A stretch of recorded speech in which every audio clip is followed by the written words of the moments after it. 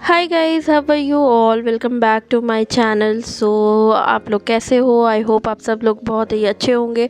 तो आज शुरू करते हैं हमारी पढ़ाई। और सबसे पहले मैं बना रही हूँ टू डू लिस्ट कि आज मुझे क्या क्या करना है, क्या क्या पढ़ना है। ये बहुत ही शॉर्ट एंड स्वीट सा व्लॉग होगा। तो आई होप कि आपको व्लॉग अच्छा लगेगा एंड एंटरटेनिंग लगेगा। तो अगर आपको अच्छा लगता है तो please do like share and subscribe to my channel. तो सबसे पहले मैं पढ़ने वाली थी मुस्लिम लॉ। ठीक है, इसमें हमें न्यू टॉपिक भी पढ़ना था, जिसमें से दो न्यू टॉपिक कम से कम पढ़ना है और बाकी सारे टॉपिक जो पहले पढ़े हुए हैं उसको रिवाइज़ करना है। इसका मैंने टाइम लिमिट रखा था 3 आवर्स। ठीक है। और फिर सेकेंड में फिर मैंने बनाया कि मुझे पढ़ना है जनरल नॉलेज। ठीक है, जनरल नॉलेज भी जो मैंने पुराना पढ़ा है, पहले पढ़ रखा है जो टॉपिक, उसको रिवाइज़ करना था, प्लस न्यू टॉपिक पे पढ़ना है। ठीक है, इसमें भी एटलीस्ट हमें मुझे दो तीन टॉपिक्स पढ़ने थे। ठीक है, और इसका टाइम लिमिट मैंने रखा था 2 आवर्स। ठीक है, एंड देन उसके बाद फिर मैंने रखा था जनरल साइंस। जनरल साइंस का भी सेम था, revision and new topic, and इसका भी टाइम लिमिट मैंने 2 आवर्स रखा था। ठीक है, एंड फिर उसके बाद मैंने रखा था कि मैं वन माइनर लॉ पढ़ूंगी और मैं देखूंगी कि मुझे कौन से माइनर लॉ पढ़ने हैं, बट मैं आज वो नहीं पढ़ पाई। ठीक है, ये मैं पहले ही आपको बता रही हूँ। एंड फिर उसके बाद मैंने सोचा था कि 2 क्वेश्चंस करूँगी प्रीलिम्स के लिए। एंड लास्टली मैंने सोचा था कि मैं प्रीलिम्स के लिए नहीं, क्वेश्चंस प्रीलिम्स के लिए सॉल्व करूँगी और 2 क्वेश्चंस एटलीस्ट मेंस के लिए आंसर राइटिंग करूँगी, ताकि मेरी प्रैक्टिस भी होती रहे और मैं पढ़ती भी रहूँ साथ साथ, और मुझे चीज़ें याद भी रहे एंड मेरी आदत बनी रहे कि और स्पीड मेरी अच्छी हो जाए। ठीक है, तो सबसे पहले मैंने स्टार्ट किया था मेंस की आंसर राइटिंग से। तो मेरा क्वेश्चन था discuss the different modes of तलाक। ठीक है, एंड इससे रिलेटेड क्वेश्चन था और ये मैंने पूरा लिखा। ठीक है, मैं बताती हूँ आपको। तो क्वेश्चन था कि discuss the different modes of talaq under Muslim law and explain them, discuss the grounds on which the Supreme Court of India declared talaq ul biddat as unconstitutional. ठीक है, तो इसको मैंने कैसे लिखा, मैंने ना पहले इसका इंट्रोडक्शन लिखा, मैंने चैट जीपीटी से इसका आंसर निकाला था, ताकि अच्छा कंटेंट हो और बिल्कुल प्रिसाइज हो, और मैं ताकि देख करके लिख सकूं और जान समझ सकूं कि कैसे आंसर लिखना है। तो मैंने चैट जीपीटी से ही उतारा है इसका आंसर। एंड फिर उसमें था, सबसे पहले स्टार्टिंग था इंट्रोडक्शन, एंड उसके बाद था मोड्स ऑफ तलाक, तलाकुल एहसन एंड टाइप, मतलब मोड्स ऑफ तलाक के बाद था तलाकुल एहसन, तलाकुल हसन और तलाकुल बिद्दत के बारे में पूरा एक्सप्लेन करा हुआ था। एंड देन उसके बाद तलाक बाई म्यूचुअल कंसेंट था।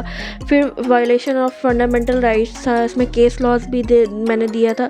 और फिर उसमें अगेंस्ट जेंडर जस्टिस मैंने लिखा। फिर लिखा कि कॉन्ट्रेरी टू इस्लामिक प्रिंसिपल्स क्या होता है, लेजिस्लेटिव रिफॉर्म्स लिखा। एंड लास्टली मैंने आंसर को एंड किया था कंक्लूजन से। नेक्स्ट क्वेश्चन मैंने बनाया था discuss the concept of dower mehr in Muslim law, explain its type, significance and legal implications in the context of marital relations. तो वैसे ही सेम मैंने स्टार्ट किया इंट्रोडक्शन से, फिर डेफिनेशन दिया डॉवर का and nature and significance of dower दिया मैंने। फिर उसके बाद उस पर पूरा लिखा। एंड देन उसके बाद फिर मैंने लिखा टाइप्स ऑफ डॉवर, अनस्पेसिफाइड डॉवर, फिर लीगल इम्प्लीकेशंस एंड फाइनली उसके बाद कंक्लूजन दिया। एंड इस तरह से पूरा आंसर राइटिंग कंप्लीट हुआ। ठीक है, आंसर राइटिंग कंप्लीट करने के बाद फिर मैंने अपना मुस्लिम लॉ निकाला एंड फिर उसको, जो मेरे पुराने टॉपिक्स पढ़े हुए थे उसको रिवाइज़ किया एंड देन न्यू टॉपिक पढ़ा। न्यू टॉपिक पर मैंने पढ़ा रिलेटिव इनकैपेसिटी और प्रोहिबिशंस। ठीक है, इसमें था अनलॉफुल कंजुगेशन एंड फिर डायरेक्टरी प्रोहिबिशन और इनकैपेसिटी। ठीक है, एंड देन उसके बाद था प्रोहिबिटरी इनकैपेसिटी। ये सारा पढ़ने के बाद फिर मैंने पढ़ा valid, void and irregular marriages under Muslim law.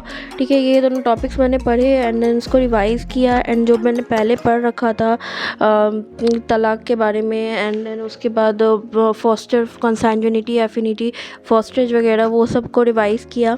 ठीक है, एंड देन रिवाइज़ करने के बाद ऑलमोस्ट 2 घंटे तो मुझे मुझे आंसर राइटिंग में लग गए थे टोटल, एंड ये रिवाइज़ करने में और पढ़ने में मुझे 3 घंटे लग गए, ठीक है। फिर उसके बाद मैंने जीके लिया। जीके में जो मैंने न्यू क्वेश्चंस तो मैंने ज़्यादा नहीं बनाए, थोड़े से ही बनाए, एंड लेकिन बाकी के जो मैंने क्वेश्चंस बना रखे थे उसको फिर मैंने पढ़ा, ऐसे रिवाइज़ किया ताकि आंसर्स और क्वेश्चंस याद रहें, क्योंकि याद नहीं रहेगा तो कोई फ़ायदा नहीं है आंसर सॉल्व करने का। तो मैंने उसको रिवाइज़ भी किया ताकि मुझे याद रहे। एंड देन उसके बाद फिर मैंने जनरल साइंस लिया। जनरल साइंस में भी मैंने ज़्यादा टॉपिक्स नहीं पढ़े, जो मैंने ऑलरेडी पढ़ रखा था वो पढ़ा। एंड देन उसके बाद फिर सारे टॉपिक्स जो मुझे रिवाइज़ करना था उसको रिवाइज़ किया, और 2-3 न्यू टॉपिक बस पढ़ा, एंड उसको फिर मैंने बाद में बंद कर दिया क्योंकि टाइम नहीं था। एंड अभी रमज़ान चल रहे हैं तो उतना टाइम नहीं मिलता है, एंड उतने अच्छे से पढ़ाई नहीं हो पा रही है, but still I am trying my best कि मैं अच्छे से पढूं और पूरा टाइम दूं, क्योंकि एग्ज़ाम में ज़्यादा टाइम नहीं है और पढ़ना बहुत सारा है। तो मैं सोच रही हूँ कि जितना जल्दी हो सके सिलेबस को कंप्लीट करूँ। तो इस तरह से मैं पढ़ रही हूँ, और आई होप कि आपको व्लॉग अच्छा लगा होगा। तो फाइनली मेरी पढ़ाई हो गई, और मेरा माइनर लॉ मिस हो गया। मैंने कोई माइनर लॉ आज नहीं पढ़ा। होपफुली नेक्स्ट डे मैं 1 माइनर लॉ स्टार्ट करूँगी पढ़ना। और फिर मैंने प्रीलिम्स के लिए क्वेश्चंस भी नहीं बनाए आज, वो ये दोनों मुझसे मिस हो गया। बट होपफुली मैं नेक्स्ट टाइम ट्राई करूँगी कि अपने टू डू लिस्ट के मैं पूरा सब टिक आउट कर सकूँ, सारे पॉइंट्स में कर सकूँ, सारे सब्जेक्ट्स में पढ़ सकूँ। तो आई होप आपको आज का व्लॉग अच्छा लगा होगा। अच्छा लगा है तो please like share and subscribe to my channel, and मिलते हैं नेक्स्ट वीडियो में। बाय।